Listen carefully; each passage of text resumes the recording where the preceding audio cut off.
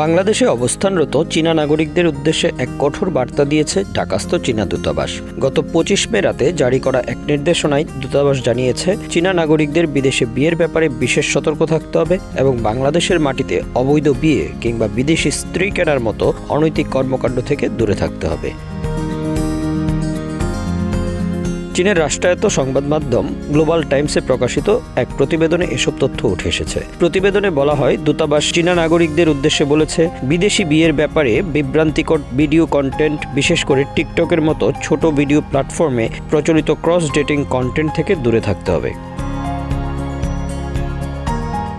একই সঙ্গে যেসব অবৈধ ম্যাচমেকিং এজেন্সি বিদেশি বিয়ের নামে চীনা নাগরিকদের টার্গেট করছে, সেসব এজেন্সির কাছ থেকে দূরে থাকতে বলা হয়েছে। দূতাবাস আরও জানিয়েছে, চীনের আইন অনুযায়ী আন্তঃসীমান্ত বিবাহ পরিষেবায় জড়ানো সম্পূর্ণ নিষিদ্ধ।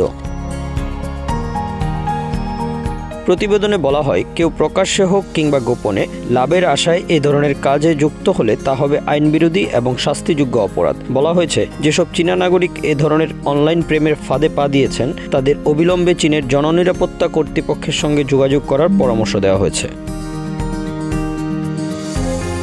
এদিকে বাংলাদেশ সরকার নিজেও মানব পাচার ও অবৈধ বিয়ের বিরুদ্ধে কঠোর অবস্থানে রয়েছে। বাংলাদেশের দণ্ডবিধি ও মানব পাচার বিরোধী আইন অনুযায়ী এ ধরনের অপরাধে কমপক্ষে 7 বছর থেকে শুরু করে যাবজ্জীবন কারাদণ্ড, এমনকি মৃত্যুদণ্ডও হতে পারে।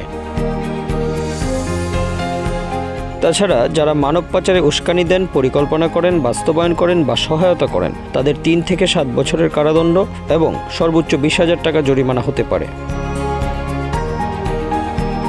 চীনা দূতাবাস বিশেষভাবে সতর্ক করে বলেছে, বাংলাদেশে বিচারিক প্রক্রিয়া অনেক সময় দীর্ঘ হয়। মানব পাচারের মতো গুরুতর অপরাধে যদি কাউকে গ্রেফতার করা হয় তাহলে চার্জশিট থেকে সাজা ঘোষণার পুরো প্রক্রিয়ায় লেগে যেতে পারে মাসের পর মাস, এমনকি বছরের পরও বছর।